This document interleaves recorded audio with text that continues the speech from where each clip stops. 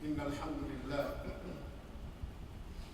نحمده ونستعينه ونستغفره ونؤمن به ونتوكل عليه ونعوذ بالله من شرور أنفسنا ومن سيئات أعمالنا من يهده الله فلا مضل له ومن يضلل فلا هادي له ونشهد أن لا إله إلا الله وحده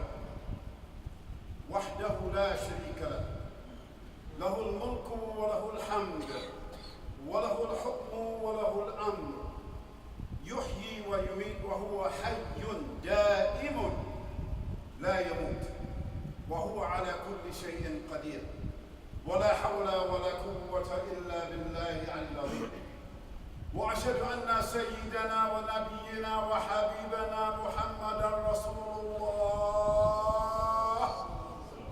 صلى الله عليه وسلم وعلى آله وأصحابه وأزواجه ومن والاه وبعد فإن أصدق الحديث كتاب الله وخير الحدي حدي محمد صلى الله عليه وسلم وشر الأمور محدثاتها وكل محدثة بدعة وكل بدعة ضلالة وكل ضلالة في النار. أيها الأخوة الكرام وأخوات السيدات السلام عليكم ورحمة الله وبركاته. I am reminded of a author of Ali ibn Abi Talib radiallahu anhu. He said, خير الكلام ما قل ودل. So dalla is from dalil. Qalla is from qalil. So what he said, Ali ibn Abi Talib radiallahu anhu, he said the best speech is the one that is small, concise, but pregnant with meanings. So this is Ramadan. I think the 10th day of fasting, or the 9th day of fasting. So before Ramadan and during Ramadan, you heard all the ayats. You read all the ayats. You heard all the ahadiths. You heard the fiqh. So you already know the rules of Ramadan. You already know the principles of Ramadan. You already know the values of Ramadan. So I just want to remind myself and remind you that you should spend your hours, whatever free hours you have, rehearsing what you know and then implementing what you have rehearsed.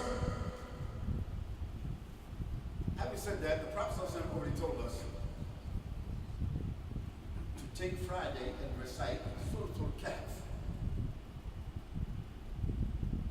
This is all year long. If you can, recite the entire Surah Al-Kahf.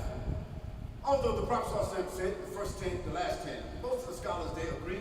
The reason he said the first 10 and the last 10, because it's mustahaba, you recite the entire surah. But if you cannot recite the entire surah, the first 10 and the last 10 on Friday. Because it will be, for you and for me, a protection inside the grave. Secondly, a protection against Masih ad-Dajjal. Third thing, if you read Surah Al-Kahf carefully, you will find in Surah Al-Kahf 5 qasas, 5 stories. They are all stories about behavior. They are all stories about empowerment. That's what I want to talk about today. Behavior and empowerment. And how Ramadan contributes to the optimization of one's behavior. If this Ramadan doesn't produce inside of you a better picture of yourself, then you missed out. You just gained weight because you ate too much when you broke the fast. Secondly, you went through all the rituals, but you didn't think. أَفَلَا يَتَدَبَّرُونَ الْقُرْآنَ. So we don't want to just continue rehearsing the rituals, because all the Muslims all over the world, they're that you and I are doing, but they will not be free from the conditions that they are in just because they fasted. Keep that in mind. And our condition in America is not going to improve because there are more Muslims who make more prayers and do more fasting. No. The chemistry of the deen doesn't work that way. If you don't do much in terms of actions, and if your behavior doesn't do much in terms of the impression of the non-Muslims, then all your saying and all your rituals, just like water down the drain. You ran a lot of water, and you're going to be responsible for that water that you ran. You ate a lot of food, you're going to be responsible for that. But the purpose of Ramadan is that it polishes out your behavior. It fills some of the potholes of your behavior. It removes some of the distortions of your culture or distortions of your behavior, and therefore people get the wrong idea about Islam. Today in America, there are over 6 million Muslims, most of whom are fasting just like me and you. Most of whom will be listening to the Quran tonight, in Qiyam al-Layl, just like me and you. All of them is going to be making azkar. They're all going to be making dua. We're all going to be making the prayers. We're all seeking the rahmah from Allah. We're all seeking the rahmah from Allah. We're all seeking the forgiveness from Allah. We're all seeking protection from the hellfire. This is what Ramadan is about. But that's what it's about in terms of the outcome. But what about the essence, what you actually put into Ramadan? Because guess what? You never can get more out of it than you put into it. Ramadan is not like a treasure chest sitting there for somebody to just open and fill up their pockets. It doesn't go that way. What you put into Ramadan, that's what you get out of the Ramadan. So 6 million Muslims in America. And just to let you know this here, there's another group of people who are religious people, and they are very dedicated to, but they're not Muslims. They also are 6 million in this country. The name of that group is called the Church of Jesus Christ of the Latter-day Saints, more famously known as Mormons. So there are 6 million Mormons in the United States and over 6 million Muslims in the United States. But the Mormons, they control an entire state because they're not just doing rituals. They control an entire state. I didn't say a city, I didn't say a village, I didn't say 20,000 acres, I said an entire state. And nobody in that state can become governor if they're not a Mormon. That's power. And I want to remind the Muslims that Ramadan is also a month of power. Because in it, there is a night of power. And that night of power is worth more than 87 years of power. So therefore, Ramadan is a month in which Muslims should optimize their power. They should pray to Allah for power. We don't just ask Allah for mercy and for forgiveness and freedom from hellfire. They ain't going to change our condition in the earth. We ask Allah for power. As the Prophet ﷺ, when he received revelation, one of the things he saw when he saw the challenge in front of him, when he understood what this revelation meant, first thing he asked Allah for was for power. And he asked Allah for 7 people whom he knew were powerful. Allah didn't give him all 7. Allah subhanahu wa ta'ala gave him 5. And those 5 people produced another 53 people. And those 58 people, some companions, some people that said about 65 people, those was the core companions of the Prophet sallallahu alaihi wasallam. And just so you know this here, only 3 of them were slaves. Before Islam, only 3 of them were slaves. And only 7 of them worked for someone else. So if 3 were slaves and 7 worked for someone else, that means the other 45 or 50, they were all businessmen. And with businessmen, they have their own time. And time is what? power. And business, they making money. And money is what? Power. When you have money, when you have good health, you got good knowledge, your health is good, you have power, you have influence in the society.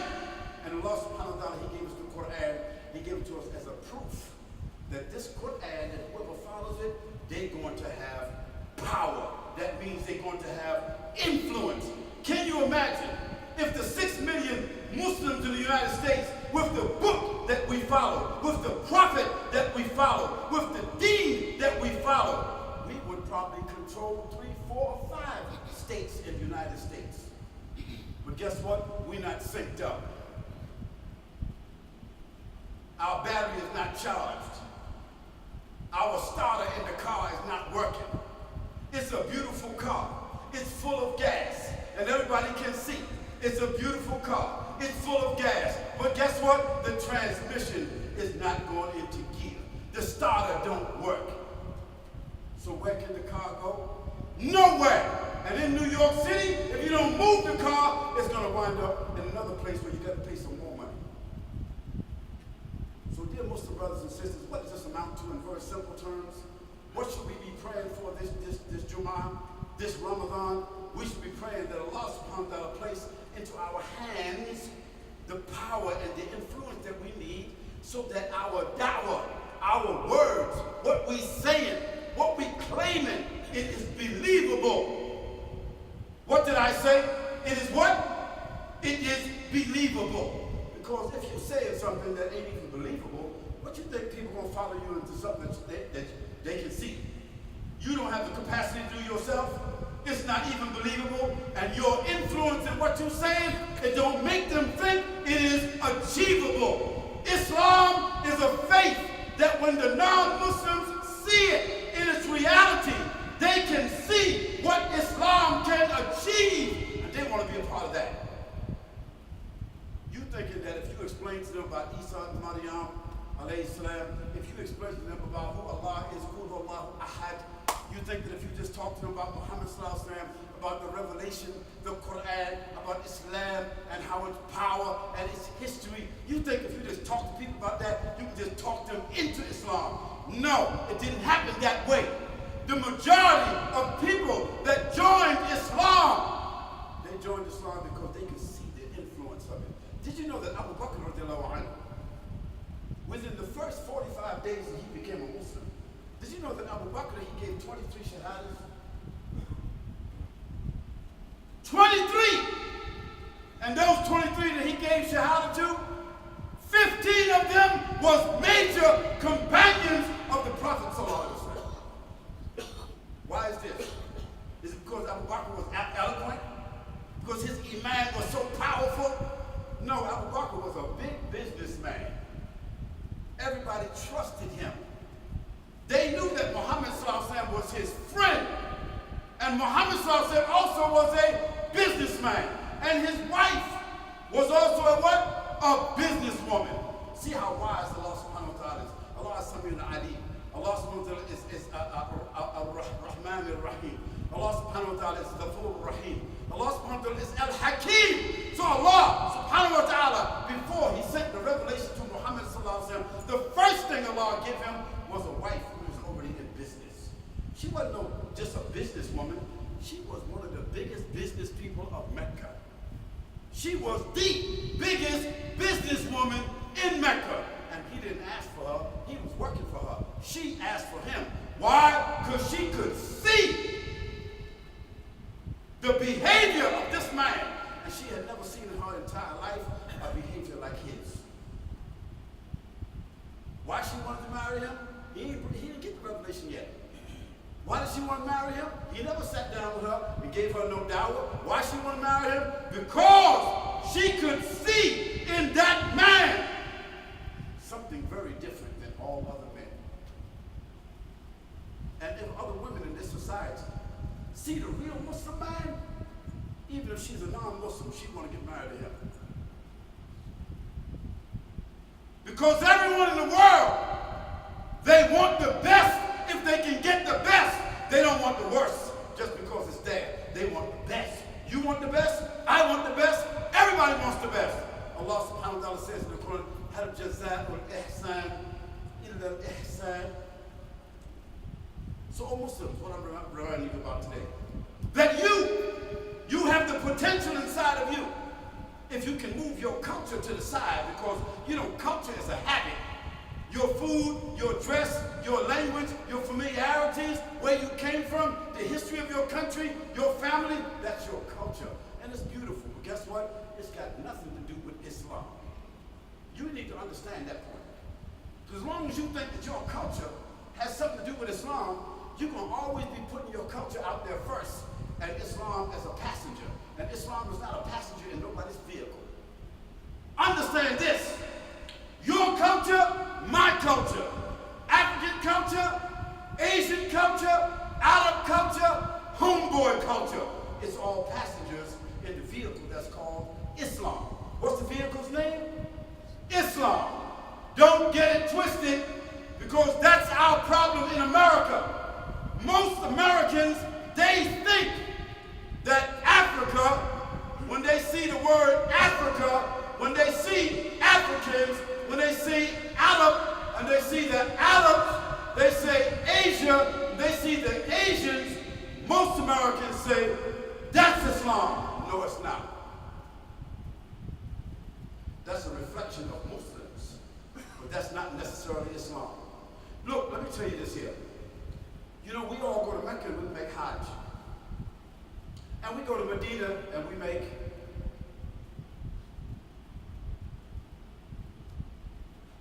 our visit, ziyarah, to Rasulullah sallallahu alaihi wasallam. We give our salam upon Muhammad sallallahu alaihi wasallam. Allahumma salli ala sayyidina wa nabiyyina habibina Muhammad Rasulullah sallallahu alaihi wasallam. But the Umrah can be done between Maghrib and Isha. Done. Umrah is finished. Hajj is really just 3 days. The actual Hajj is only 3 days. The other ones is doing at the Jamarat and doing some other things. But actual day of Hajj is 1 day. Not even the whole day. It is from the Fajr until the Maghrib of Yawm al-Arafat. Hajj. Done. So what is the Hajjis, the Hujjaj? What are they doing after they make Umrah? And what are they doing after they make Hajj? They spending money. They eating food. They buying clothes and gifts. That's what they're doing. And when they come back, they call themselves Haji. How you become a Haji and you only spent 1 day on Arafat? How you become a Haji and all you did was spend 3 days? Now Haji, what it mean? Haji mean height? Haji mean high? Haji mean powerful? Haji mean influential? Haji mean accepted? What do Haji mean? Haji means nothing except you paid and you went for Hajj. Doesn't mean it was accepted by Allah subhanahu wa ta'ala. So you should not be calling yourself Haji. Otherwise, if you pray 5 times a day, why you don't call yourself Salati? If you pay zakat, why you don't call yourself Zakati? If you fasted, why you don't call yourself Salmi? The Prophet's companions did not call themselves Haji. However, if the culture of your country is one that recognizes the person that made Hajj, like somebody who has a PhD, you call him doctor. Somebody who did Hajj, we say he's Haji. Nothing wrong with that.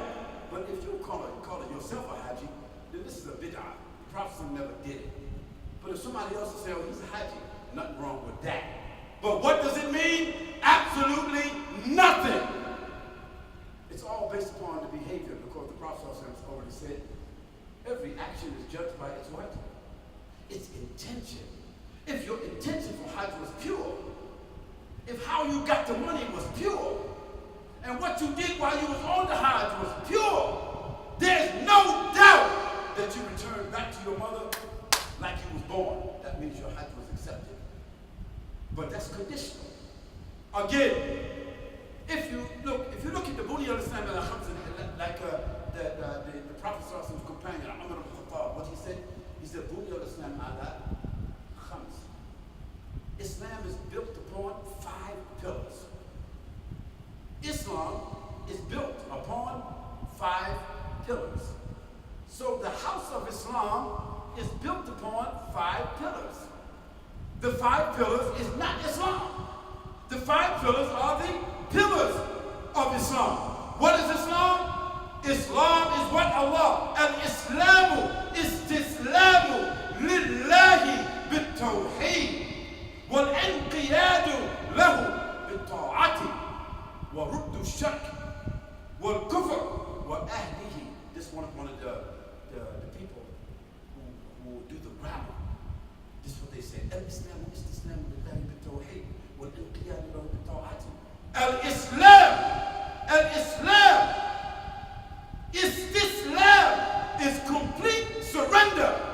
I surrender my mind, I surrender my tongue, I surrender my eyes, I surrender my body, I surrender my desires, I surrender my money, I surrender my wealth, I surrender my health, I surrender everything I've got, all my influence. I surrender that to Allah. At-tahiyyatu lillahi was-salawatu lillah. We say that. But have you and I really thought about what we are saying? Did we give ourselves to Allah? Did we give our money to Allah? Did we assign a portion of our money to Allah? Did we assign a portion of our time to Allah? Did we really control our desires? Are we controlling how we get our money, how we spend our money? Are we also controlling how we interact with our wives and our husbands and our children? Because all of that is istislam lillah. And we believe in Allah subhanahu wa ta'ala according to the principle of Tawheed. But just for the brothers and sisters here who's here, Tawheed is not inside of a book. A book will explain to you how to value and understand the principles of Tawheed. But because you read the AQSA-SALAM or Kitab al-Tawheed, it doesn't mean that your iman is any better than anyone else's. It's just that you were able to review some sources that should help you more than other people. At the end of the day, brothers and sisters, Ramadan is a month of power. Allah subhanahu wa ta'ala, He wants us to fast. Why? Because fasting will improve our health. Fasting will also improve our discipline. Fasting will also improve our thinking. And fasting will help and improve our azkar. And fasting will also improve our balance. And fasting will also give us better eyesight. And fasting will give us also a better value of life. And fasting will allow us to evaluate ourselves. All of this is inside of Ramadan. To do what? Help you and me to become a better Muslim after Ramadan. Wallahi, after the Eid is over, 1 week after the Eid, if you evaluate yourself honestly, before you be evaluated by Allah, you should ask yourself, am I a better Muslim now? Am I a better Muslim today? 1 week after the Eid, am I a better Muslim? If you really believe that you are a better Muslim, a better thinking Muslim, a better acting Muslim, if you are a better Muslim with more power, more influence, a little bit more knowledge and discipline, if you can honestly say that, then you have won the Ramadan. And it's about winning. It's not just about doing. A race is not just not about participating. No, everyone in the race doesn't just want to participate. Everyone that's in the race wants to win. That means Ramadan is also about what? Winning. Who wants to be on the losing team? Nobody. One day the Prophet ﷺ, one of his companions said to the Prophet ﷺ, Ya Rasulullah, I have a very fast horse. And the Prophet ﷺ said, well, my horse is faster than yours. And the other man said, I don't think so, Ya Rasulullah, this is a brand new horse. He started talking his distinctions. So the Prophet ﷺ told him, okay, good. You give a gift to that guy, I give a gift to that guy, and we're going to race. And at the end of the race, the one who got the fastest horse, we're going to take the prize. Say Allahu Akbar. So the Prophet understood the value of racing. And see that horse that he had, that horse that the Prophet had that day, that person was looking at that horse not with a profit on it. He was just looking at the horse compared to his horse. But that horse that had a profit on it, Allah gave that horse more speed, double speed, So who won the prize? The Prophet won the prize.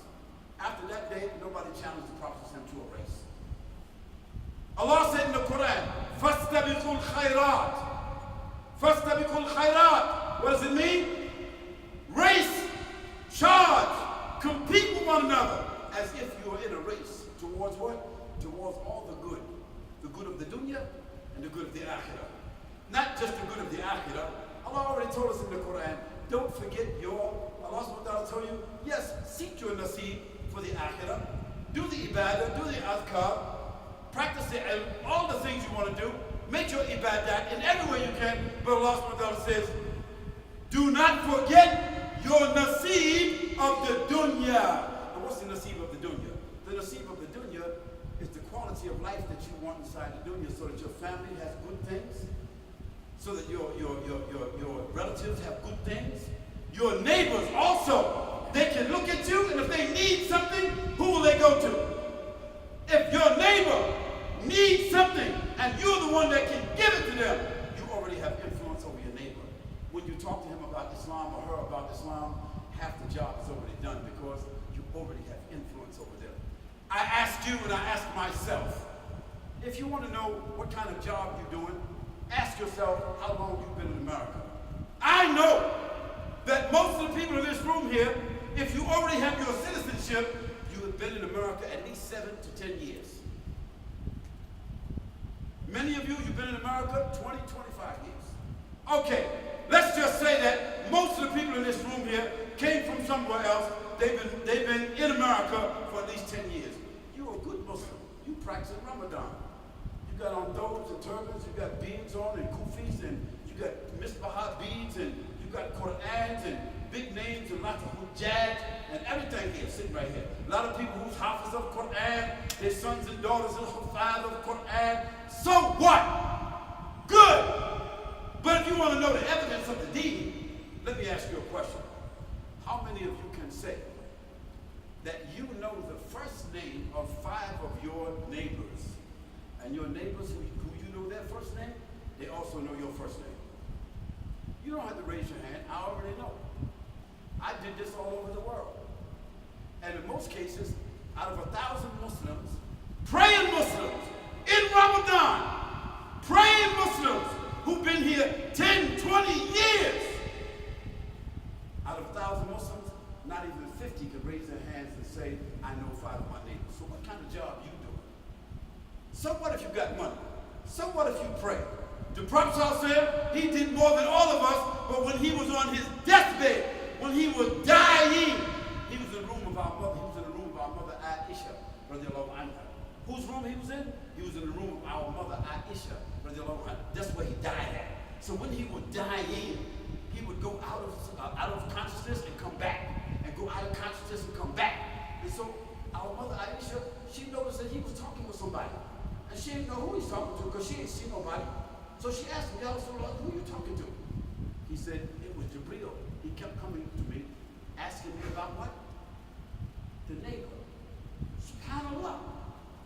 This is after Arafat. This is after the Khutbatul Wida'. That means the Prophet did what? He did his job. He completed his nabuwwah. He did everything that he was supposed to do. But he's on his deathbed, and Jibreel is asking about what? What is Jibreel asking him? About the neighbor. SubhanAllah. 3 times. So I'm asking you, what about your neighbor? What about these neighbors downstairs? What about the neighbors over here? What about the neighbors on the right side? What about the neighbors in the back? Did you do anything to make sure these neighbors understand Islam? Did you spend some money? Did you spend some time? Did you engage them in conversation?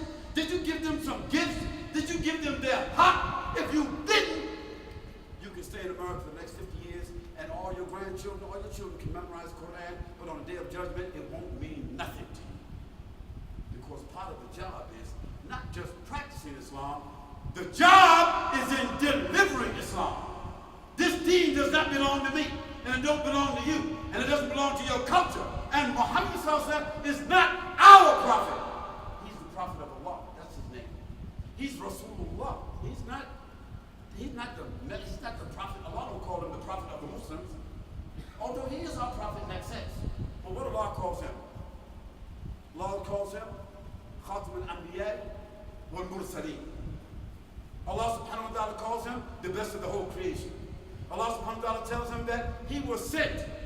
give guidance to who? Not to the Muslims, but to the whole world. That's his guidance. So that's also our responsibility, to give our guidance to the whole world. To start with our neighborhood. And after our neighborhood, the society where we live in at. And after our society, the whole world.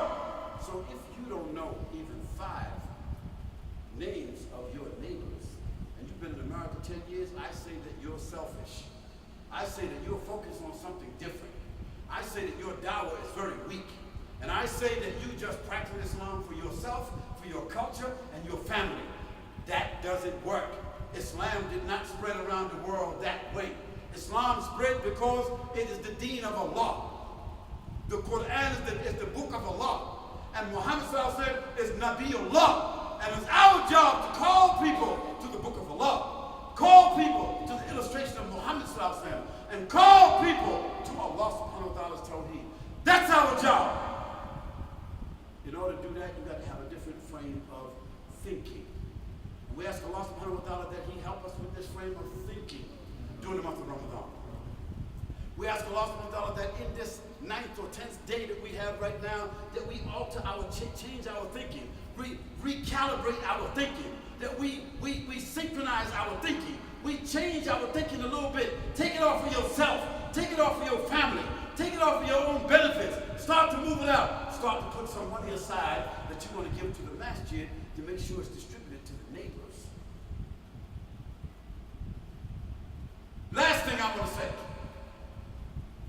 Every masjid in America, like your masjid, they will be preoccupied this month doing what? Raising money. Nothing wrong with that. You need money. We need money. The masjid need money. But Allah, He don't need no money. We don't need money to worship Allah subhanahu wa ta'ala. We need money so that the place where we are worshiping is become bigger and stronger and more people. We should be preoccupied doing what? On 115th Street, is this where we are? We're on 115th Street. We should be in our minds that every 5 years we buying a different building on 115th Street. And we offering housing to Muslims and non-Muslims. And we open up supermarkets for Muslims and non-Muslims. And we're doing business with Muslims and non-Muslims. And our influence becomes bigger and bigger. So when we go to the city council meetings, when we sit up in the city council meeting, they see 10, 15 of us in every city council meeting in Brooklyn, Bronx, Queens, Manhattan, everywhere. The Muslims is out there because Muslims own property. Muslims are doing business. The Muslims build the masjids. The Muslims just have a powerful religion. And like the Mormons, at a certain point, if anybody really wants to be safe in New York, they want to live near the Muslims. If a person want to be somewhere where if they get sick, they know they're going to be secure and somebody going to help them, they live near the Muslims. Can we say that's what people who's non-Muslim feel right now? No, because we ain't doing our job, even though we fast in every Ramadan. So let us change what we're doing. For instance, you know what you make, and Allah know what you make. Allah know what He gave you. Allah know what you had before you got here. So brothers and sisters, don't you think it's reasonable that if the Christians is giving 10% of their wealth to their church because they say that belongs to God, the Christians is doing that, including the Mormons. 10% belongs to who? God. So if they steal it from God, that means no need to even go to church. So Christians is giving money even though they're homosexuals, they lesbian, they gay, they transsexuals, they fornicating, they having abortions, they drinking, they gambling, but they're still giving 10%. And that's why they own most of the properties. Muslims, we don't drink, we don't gamble, we don't fornicate, we don't this, we don't that, but we are stingy. So what do we have after 10 years? Nothing but a building. That's it. You can't even buy out the guy downstairs who's selling beer. You can't buy him out because you can't convince the Muslims to give the masjid the money to buy him out. So that store becomes ours. This is the case all over the city. This is my city. I ain't no foreigner, so don't think they'll send me that why the Sheick, he comes from another country, he talking like that. No, this is my city. Before you came here, this was my city. And this is my city when I die.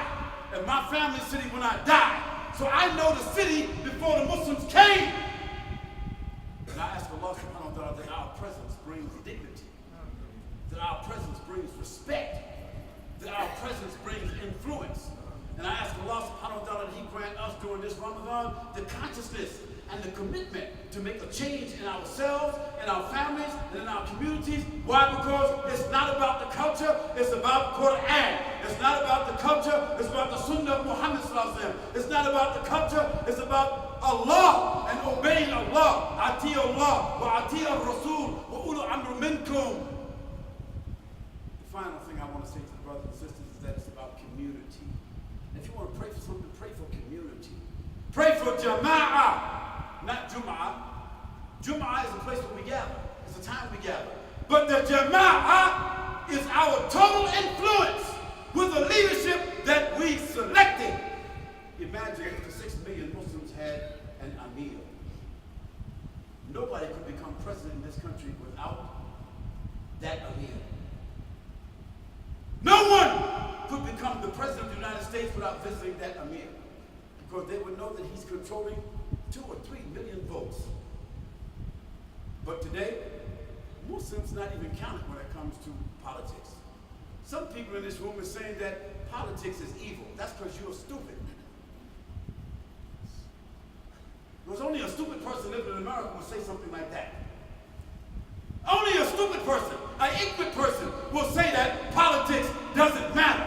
I didn't say who to vote for. I didn't say what party. I didn't say anything like that. I said that our vote as a Muslim in America, it counts just like everybody else's vote. And when you don't vote, you gave your vote to somebody else. It's as simple as that. ربنا آتنا في الدنيا حسنة وفي الآخرة حسنة وقنا عذاب النار. ربنا أتمم لنا نورنا واغفر لنا إنك على كل شيء قدير. We ask Allah subhanahu wa ta'ala that this Ramadan, He grant us the ability to evaluate ourselves and evaluate our condition and to bring power and respect and influence to Islam in America through the power that He gives us through this chance of Ramadan. وأقول قولي هذا واستغفر الله لي ولكم يا الله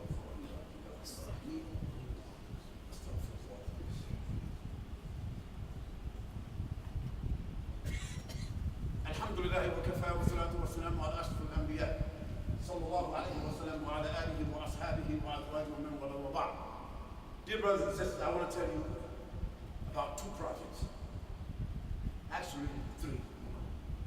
First project is where you're sitting at, the house of Allah subhanahu wa ta'ala.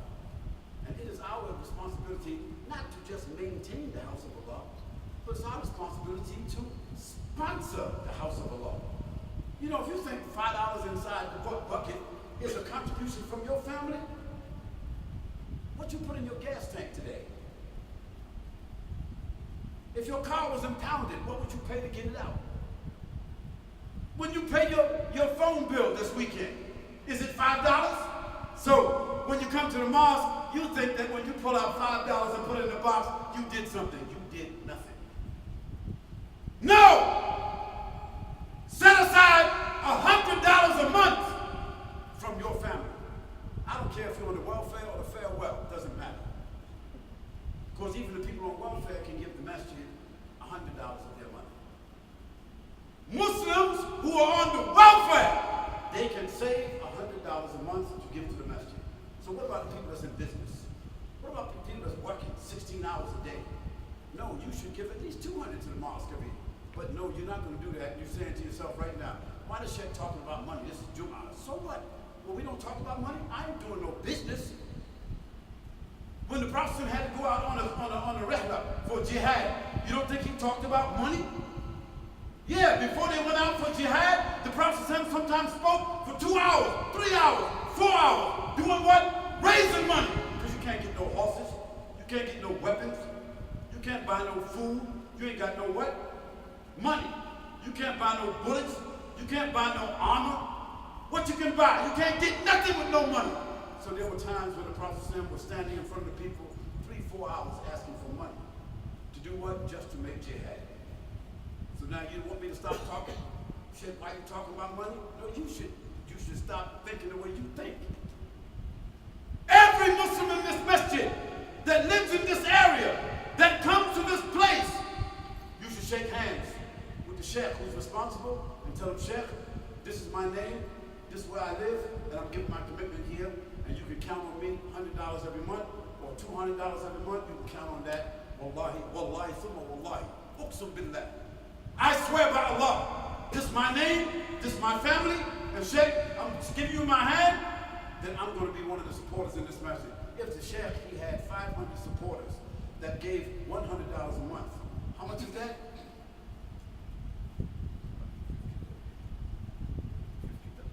50,000! That means every 6 months, the Sheikh could make a down payment on one of these buildings down the street here. Every year you would buy another building. And that building would be beneficial for all of us. And did you know in this city, how many Muslims there are? According to the Pew Research Center, they said in New York City, there are approximately 560,000 Muslims. They don't know all the Muslims, so it's probably more than that. But just think if 250,000 Muslims gave $100 a month, how much is that? How much is that? It's 25 million! 25 million! But in the last 50 years, Muslims didn't do that. And that's why you got one or two of these kind of masjids in the whole city. That's it. And how long it took you just to get this building here? It may take you 5 years. Then to fix it up, another 5 years. And then after that, everybody want to be comfortable because, hey man, we got our masjid, mashallah. No. فَإِذَا فَرَغْتَ فَانْصَبْ وَإِلَىٰ رَبِّكَ فَارْغَب. This is the rule of the deen. After you gain something and you produce something, after that, take a rest. Then after that, come back again with some more. That's the way this deen works. So I want to advise everybody here that today, that every Friday, you should send your children and you should come to the masjid with at least $20 or $50 if you're in business. 50, put it in that envelope, because that's what we got envelopes down here. Those envelopes, make sure they get them. Because if you don't give it to them right now, as soon as we taslim out, everybody, all these pious Muslims, they're going to go. You won't get nothing. So Sheikh, the envelope is right there. Get envelopes to all these people right here. We'll talk about that afterwards. Make sure they get them envelopes, because once we finish praying, all that piety comes to the top of the head, and everybody just start thinking about gone. So before you leave out of here today, make sure you got an envelope. And don't take the envelope with you, because it's give and take. We're going to give you the envelope, and before you leave the premises, you're going to give it back. Second thing, Sheick Khaleed is probably still on the road. May Allah reward him, may Allah protect him. To be here with you tonight, we're going to be with you all day if you want us here. Sheick Khaleed is coming. You already know who Sheick Khaleed is. He's my son. He's not my physical son, my biological son, but Allah gave him to me like a son. And you already know he's a son also of Africa. And you know that out of the sons of Africa, there's very few that's got what he got. So he and I made an agreement to establish an institute in New York. To do what? To take all the young brothers and sisters who memorize the Quran and then polish them off. All the young brothers and sisters who learn Arabic, polish them off. All the young brothers and sisters who learn Hadith, polish them off. And also, inside of that institute, make sure when they come out of there, they understand business.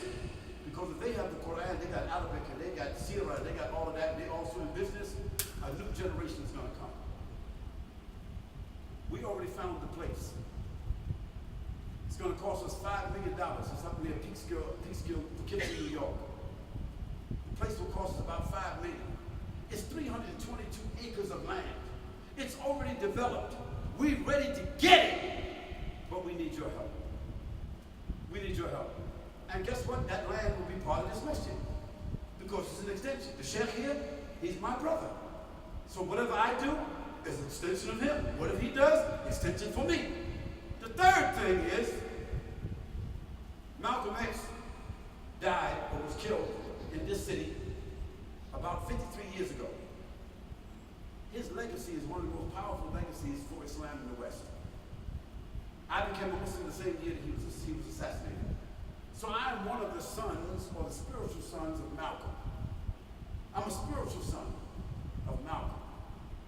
So in 53 years, I have visited 90 countries. I did some work in Dawah. I wrote things down. I documented things, and it became a book.